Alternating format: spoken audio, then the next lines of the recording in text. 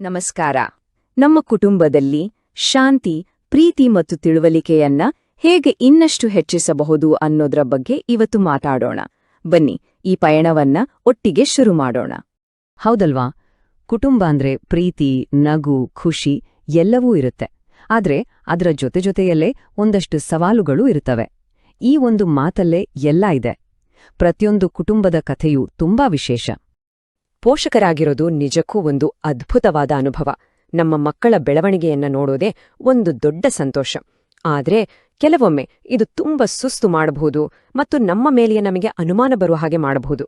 ಒಂದು ವಿಷಯವನ್ನ ನಾವು ಗಮನಿಸಬೇಕು. ನಮ್ಮ ಬಾಲ್ಯದ ನೆನಪುಗಳು, ಅಲ್ಲಿನ ಅನುಭವಗಳು, ನಾವು ನಮ್ಮ ಮಕ್ಕಳನ್ನ ಹೇಗೆ ಬೆಳೆಸ್ತೀವಿ ಅನ್ನೋದ್ರ ಮೇಲೆ ದೊಡ್ಡ ಮಟ್ಟದ ಪ್ರಭಾವ ಬೀರುತ್ತೆ. ಇದರಿಂದ ಕೆಲವೊಮ್ಮೆ ಮನಸ್ಸಲ್ಲಿ ಗೊಂದಲ ಶುರುವಾಗತ್ತೆ ಅಲ್ವಾ? ಎಷ್ಟೋ ಸಲ ಪೋಷಕರ ಮನಸ್ಸಲ್ಲಿ ಕೆಲವು ಪ್ರಶ್ನೆಗಳು ಓಡಾಡ್ತಾನೇ ಇರ್ತವೆ.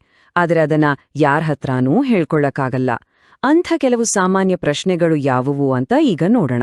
ಬಹುಶಃ ನಿಮ್ಮ ಮನಸ್ಸಲ್ಲೂ ಈ ಪ್ರಶ್ನೆಗಳು ಬಂದಿರಬಹುದು.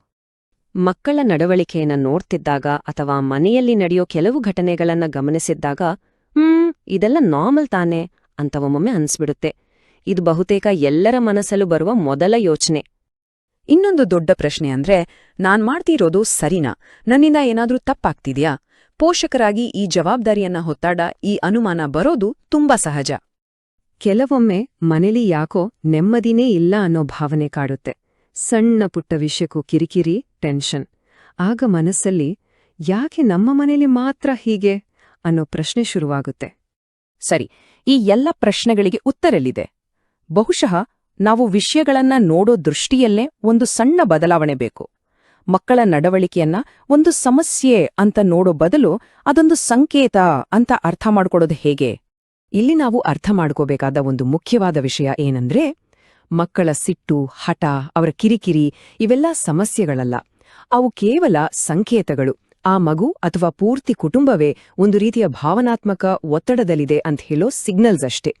ಈ ಸಂಕೇತಗಳು ಹೇಗಿರುತ್ತೆ ಅಂದ್ರೆ, ಕೆಲವೊಮ್ಮೆ ಮಕ್ಕಳಿಗೆ ನಿದ್ದೆ ಸರಿಯಿರಲ್ಲ ಅಥವಾ ತುಂಬಾ ಅಳ್ತಾರೆ. ಇದ್ದಕ್ಕಿದ್ದ ಹಾಗೆ ಎಲ್ಲರ ಜೊತೆ ಬೆರೆಯೋಕೆ ಹಿಂಜರಿತಾರೆ. ಸಣ್ಣ ವಿಷಯಕ್ಕೂ ಭಯಪಡೋದು, ಆತಂಕ ಮಾಡ್ಕೊಳ್ಳೋದು ಇವೆಲ್ಲವೂ ಭಾವನಾತ್ಮಕ ಸಂಕೇತಗಳು. ಭಾವನಾತ್ಮಕವಾಗಿ ಮಾತ್ರ ಅಲ್ಲ, ಅವರ ನಡವಳಿಕೆಯಲ್ಲೂ ಕೆಲವು ಬದಲಾವಣೆಗಳು ಕಾಣಿಸ್ತವೆ. ಪದೇ ಪದೇ ಸಿಟ್ಟು ಮಾಡ್ಕೊಳ್ಳೋದು, ಸ್ಕೂಲಿಗೆ ಹೋಗಲ್ಲ ಅಂತ ಹಠ ಮಾಡೋದು, ಅಥವಾ ಒಂದು ಕಡೆ ಕೂತು ಗಮನ ಕೊಡೋಕಾಗದೇ ಇರೋದು ಈ ರೀತಿಯ ಸಂಕೇತಗಳು. ಹಾಗಾದ್ರೆ ಇದಕ್ಕೆಲ್ಲ ಪರಿಹಾರ ಇಲ್ವಾ? ಖಂಡಿತ ಇದೆ. ಆದ್ರೆ ಆ ಸಹಾಯ ನಮ್ಮನ್ನ ಜಡ್ಜ್ ಮಾಡ್ಬಾರ್ದು. ಅದು ತುಂಬಾ ಸೌಮ್ಯವಾಗಿರ್ಬೇಕು ಮತ್ತೆ ನಿಜ ಜೀವನಕ್ಕೆ ಹತ್ತಿರವಾಗಿರ್ಬೇಕು, ಅಲ್ವಾ?